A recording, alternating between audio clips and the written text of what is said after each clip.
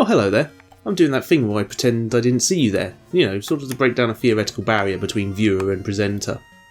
Video games are great, aren't they? They let you go on magical adventures, drive fast cars. Some of them even let you own a home and have a working family unit.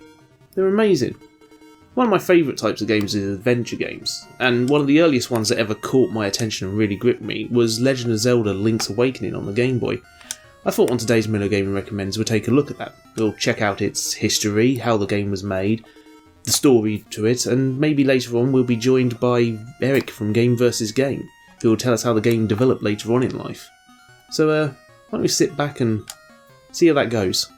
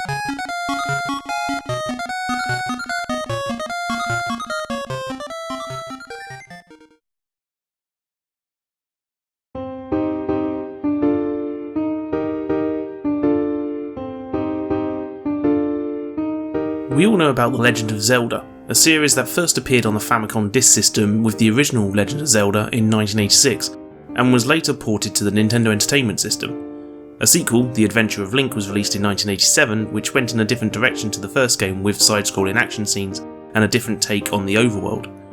In 1991, one of the finest games in the series was released on the Super Nintendo. That game was The Legend of Zelda Link to the Past.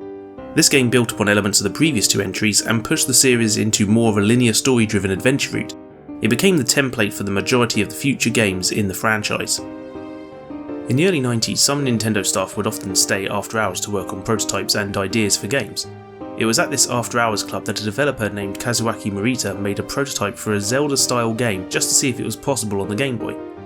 A game was released in Japan only in 1992 that managed just that, called Kairu no Tame Nikane wa Naru, also known as The Frog for Whom the Bell Tolls. The engine from that game would be adapted to eventually be used as the basis for Link's Awakening, but not before the game went through a period where it was actually going to be a full port of the Super Nintendo's Link to the Past. That game would eventually get a handheld port in 2002 for the Game Boy Advance. It was in this process of attempting to port the game to the Game Boy that the game director Takashi Tezuka decided that it would be more interesting to create something original. He sought permission to develop a full Zelda game for the Game Boy, and Link's Awakening officially entered development. Hi, Rick Mail here. I don't know if you're like me, immensely rich, talented, handsome. Isn't it a bore? Well, I found the answer. Zelda Link's Awakening from Nintendo. You play a medieval elf named Link. You travel through many worlds, meeting endless characters on your eternal adventures. So hey, next time you're Rick Mail, why not try Zelda Link's Awakening? I think you'll like it. Ciao. Zelda, an involved and inexhaustible Nintendo.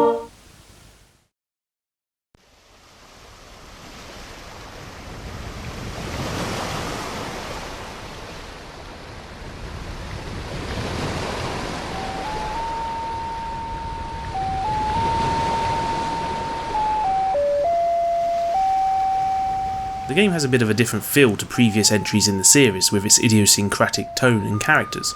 Tezuka once described it as being almost a parody of Zelda games with the frequent appearances of characters from other Nintendo properties. Apparently Tezuka never checked if it was okay to include characters from games like Mario, Kirby and the previously mentioned Kairu no Tame Nikane wa Naru, but they thought it'd be fun to include them, so they did. Whilst it does certainly have a sense of humour, the game does have a plot that's philosophically pretty heavy. Before I get into that story, I'm going to tell you about my experiences with the first portable outing in the Legend of Zelda series. I got Link's Awakening for my 12th birthday back in 1994. I'd received the Game Boy the previous Christmas, and by June I was raring to get something new to play on it. My dad took me to the Derby Toys R Us to pick out a present for myself, and it didn't take me long to make a beeline to the games aisle and grab one of them yellow tickets Toys R Us used to use for games.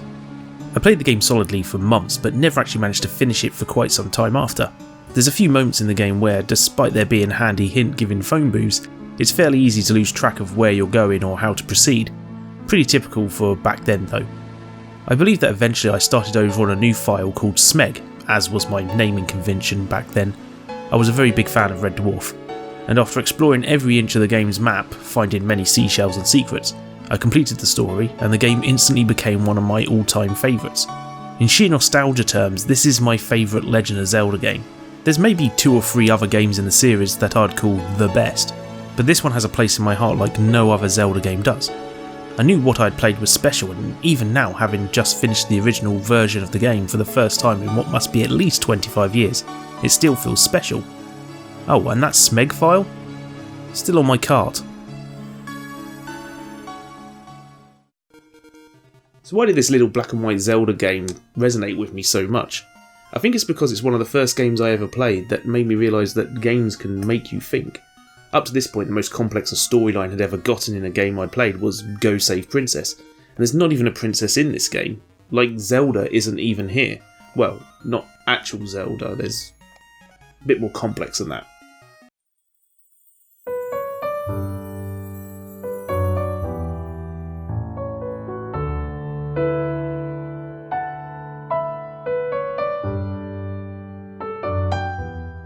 Before Breath of the Wild came along and shook up the Zelda formula a few years ago, one of the main criticisms of the series was how rigidly it would follow the same formula.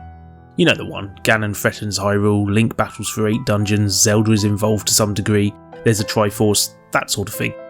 Link's Awakening was still fairly early on in the series' lifespan, and it fully eschewed many of the elements that were already series tropes. You still play as Link and there's still 8 dungeons, but there's no Ganon, no Triforce, no Hyrule, and as mentioned, no Zelda. The game takes place on the island of Koholint after Link's boat is wrecked in a storm, and he washes up on its shores. He is found by a young familiar-looking woman called Marin and taken into her home to recover. Your arrival on the island seems like a big deal for Marin, as she appears to have no idea of what exists beyond the island itself, almost like there isn't anything else. You soon meet a talking owl who tells you the only way off the island is to awaken the windfish that's sleeping in a giant egg on top of a mountain. You battle through the already obligatory 8 dungeons, defeating bosses that are referred to as nightmares. What an odd name for a boss. At least it would be if this wasn't for the revelation in the second half of the game that the island of Koholint is all part of a dream. Whose dream though? You're told it's the dream of the windfish, but that Marin sure looks like Zelda, and this whole formula does seem at least somewhat familiar. 8 dungeons, 8 monsters, a big bad to defeat to free everyone. Taking the place of collecting pieces of the Triforce is the rounding up of 8 special musical instruments that will play a song to awaken the windfish. It's made pretty clear that doing so will not only wake up the sleeping deity, but will also cause Koholint to cease to exist. Everyone on the island will disappear, and who's to say you'll even remember them when you're free of the island? I say free of the island. I'm sure you've figured out that this is all Link's dream. It's a pretty big philosophical conflict to be in this handheld adventure game. Like, all these people seem to exist, the entire game world isn't just the world you play in, but it is, for all these characters, all there is. They literally know nothing of any outside world because there isn't one. They exist because you, as Link, imagined them in your mind as you're passed out somewhere in the ocean. Your entire purpose as the fabled hero of time is to save and protect lives, and here you're tasked with ending the existence of a whole island's worth of people. They may not physically exist, but they sure seem real to you. Marin dreams of becoming a bird so she can fly away from the island and find somewhere new.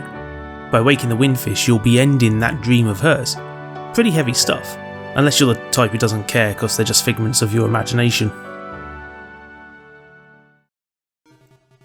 Now, for 12-year-old me, this was pretty big thinking stuff. It's all about perception being a reality and how we see the world through a lens that we perceive it through. You know, the world is one way, but maybe we see it as something else. For example, that blue and black dress that went all around the internet a while ago. Or was it white and gold? I don't know, I could see both, to be honest. Or for another example, this Game Boy I've been playing on the whole time. It isn't even switched on. It doesn't even work. The music you're hearing is not even from Link's Awakening, and this game cart, it's not Zelda, it's Batman.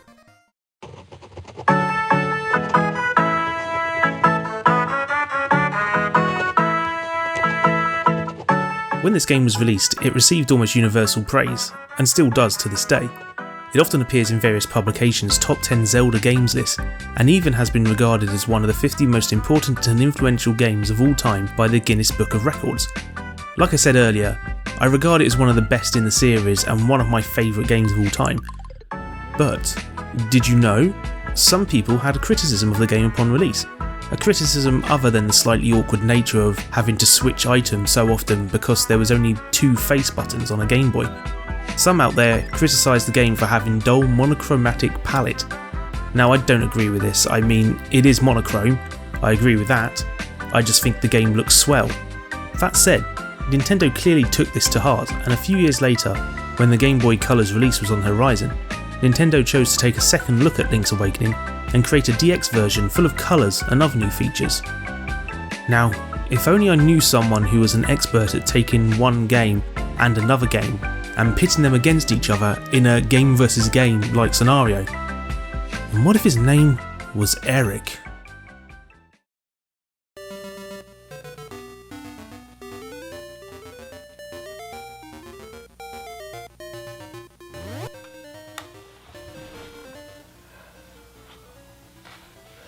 I can't explain it.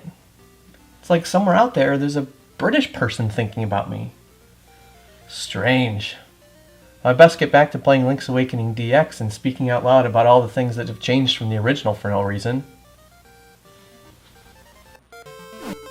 Well, obviously it's in color. The Legend of Zelda Link's Awakening DX, as Nintendo liked to name their deluxe color ports at the time, was released shortly after the Game Boy Color's release as an enhanced port of one of their flagship Game Boy titles, just in time for the Christmas rush in December of 1998 in Japan and North America, but not until January 1999 in the UK. So of course, the biggest change here is the colorization of the original 4 grays of the Game Boy, but it goes beyond that, introducing exclusive content to take advantage of some of the unique features that the Game Boy Color provided, which we'll come back to those after we talk about some of the more subtle changes. There's not many, but it seems Nintendo took the opportunity to both introduce some variety for players who were already familiar with the original, and some small tweaks to enhance the overall experience for all players. For the returning player, a handful of the dungeon chests have had their contents shuffled around, which doesn't have a major impact on the game overall, but it is nice to not have an exact copy of the original. The most common thing to get relocated is either the dungeon map or the hint slab, which actually isn't a stone anymore. It's a beak! Yes, all the hint stones have been redesigned to look like an owl missing its beak. The reason for this, aside from the running franchise theme of wise owls, is that most dungeons now have additional hint owls. So instead of a stone slab with part of a hint scratched on it that somehow makes another hint stone legible, you're now giving a magic talking wall owl its mouth to talk its owly hints at you. Not creepy at all. Now for the big stuff, the exclusive stuff. First is the photographer. A mouse who gives you a photo album and starts you on a side quest to uncover photo ops hidden throughout the world. He'll turn up and offer to take your picture, which, if you agree, you can store up to 12 photos in your album and print them at any time on your Game Boy printer. Unfortunately, I don't have one, and that's a USB cable. Second is a completely optional color dungeon. You can access this dungeon after completing the Bottle Grotto, collecting the Power Bracelet, and returning Bow Wow to his owner. Once you're in, the game actually tests you to determine if you're playing on a Game Boy Color or not. The reason being, since Link's Awakening DX was released on this black backward compatible cartridge, rather than the clear Game Boy Color exclusive cartridge, you could still play it on your older hardware in black and white. And this dungeon and its puzzles rely heavily on color, as the name would imply. So playing in black and white would absolutely ruin the experience. One case where gatekeeping is actually okay. Once you complete this dungeon, you have the option to take either the blue or red mail, which permanently grants you the power of a guardian acorn or a piece of power respectively. Dash in a few bug fixes, enemy tweaks, bug unfixes, minor geography alterations, and some text updates, and that's Link's Awakening DX in a nutshell. Wherever you are, British guy, thanks for thinking of me.